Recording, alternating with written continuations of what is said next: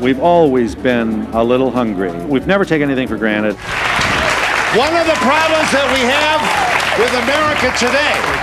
I want them to be glad they came. I want them to go home and say, I really enjoyed it. I'm finished the day they stop coming. There is no Donahue Show without the studio audience. I have said this many times before. If it wasn't for Phil Donahue, there would never have been an Oprah show. They were very generous to me. They call me Sir, and Excellency, and I enjoy the attention. This is, I tell you, it's made for my ego. Over 6,000 shows. I can't think of a show that I would take back. We're in Dayton, Ohio. We had no desk, no couch, no band. We were so visually dull that we were really very, very apprehensive about our own future.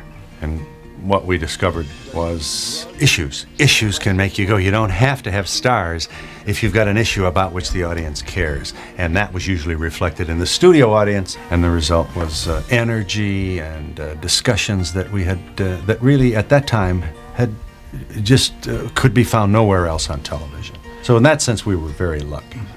I think people are a little tired of the swivel chairs and the long, cute stories. I think they're out there saying, come on, let's get to it. What's your point? The most flattering thing people say to me is that we seem to cut right through it and get to the kinds of questions and issues about which they care. We're proud of the democracy of our program. You know, this is a pretty revolutionary idea, allowing the people that own the airwaves to actually use them. We would not have survived 29 years if it weren't for the studio audience. I'm proud of this. There! Oh, beautiful! Oh. Now, what's wrong? Why are we so hung up about this? Cross-dressing is in.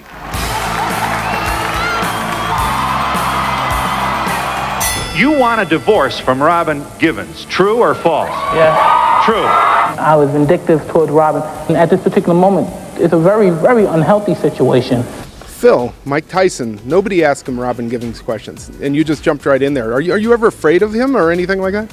No, I think he's matured a lot. Do you ever take these for granted? Never. If you'd have told me 19 years ago that this all would have happened, I honestly would not have believed you. These get to be more fun with each passing year. I'll never forget the show I did with Marlo Thomas. I began to see her very often after the show ended, and now I see her every day. And it was a wonderful way to meet a wonderful person. I feel very, very blessed to have had a talk show serve as Cupid. And in this case, the talk show had my name on it. Well, it dawned on me in the green room before the show, and he said, hey, I'd like to talk about your mother a little bit today. I mean, I've been interviewed by everybody in the country, and nobody had ever said, let's talk about your mother. So that impressed me, and also his blue eyes impressed me. I felt my little heart go pitter-patter. We had a very small wedding in my parents' living room, just 35 people, our family. And I was scared to death. I'd never been married before, and I was always afraid of marriage. And my father and I were walking down the aisle of our living room, and I was terrified. And then I looked up and saw Phil waiting, and I thought, oh, it's just Phil. It's going to be okay.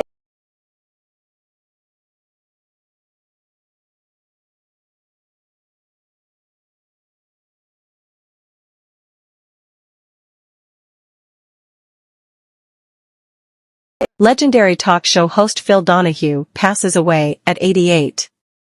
Phil Donahue, the pioneering host who transformed daytime television with The Phil Donahue Show, has died at the age of 88. His passing was confirmed by his family on Monday, August 18, 2024. Donahue, who was born in Cleveland, Ohio, on December 21, 1935, died peacefully at his Manhattan home, surrounded by loved ones, including his wife of 44 years, Marlo Thomas. Donahue's groundbreaking talk show, which debuted in 1969, set the standard for interactive and issues-based daytime TV. Known for his energetic style and intimate studio settings, Donahue's show became a template for future talk shows. The program, later known simply as Donahue, ran for 29 years, during which it tackled controversial topics such as abortion, politics, and social justice. His innovative approach influenced many successors in the talk show genre, including Sally Jessy Raphael, Jerry Springer, Maury Povich, and Oprah Winfrey, who has publicly credited Donahue as her inspiration. Throughout his career, Donahue received numerous accolades, including 20 Emmy Awards and the Peabody Award. He was inducted into the Academy of Television Arts and Sciences Hall of Fame in 1993 and was honored with the Presidential Medal of Freedom earlier this year by President Joe Biden. Donahue's impact extended beyond television. He was also a political activist and advocate for social issues, campaigning for Ralph Nader in the 2000 presidential election. Despite a brief return to TV with MSNBC's Donahue in 2002, which was cut short due to political disagreements, Donahue remained a significant figure in media and politics. In addition to his television legacy, Donahue is remembered for his deep curiosity and commitment to dialogue, which he maintained even after his show ended in 1996. He continued to engage with the evolving media landscape, reflecting on the changes and constants in talk show formats. Donahue is survived by his wife Marlo Thomas, his 5 children from a previous marriage, and his beloved golden retriever. The family has requested donations be made in his honor to St. Jude Children's Research Hospital or the Phil Donahue / Notre Dame Scholarship Fund. Phil Donahue's legacy as a trailblazer in daytime talk TV endures through his pioneering approach to audience engagement and his fearless exploration of challenging issues.